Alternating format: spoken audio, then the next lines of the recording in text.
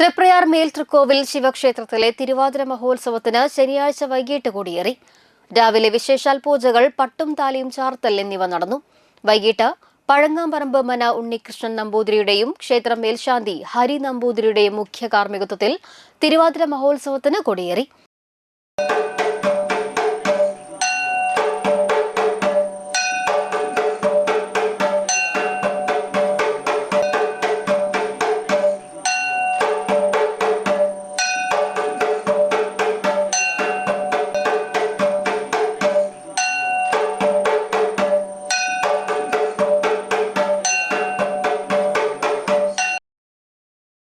ഉത്സവ ദിവസമായ വ്യാഴാഴ്ച നടക്കുന്ന അന്നദാനത്തിന് വേണ്ടിയുള്ള കലവറ നിറയ്ക്കൽ ചടങ്ങ് ഡോക്ടർ പ്രത്യൂഷ് പോക്കാഞ്ചേരി നിർവഹിച്ചു.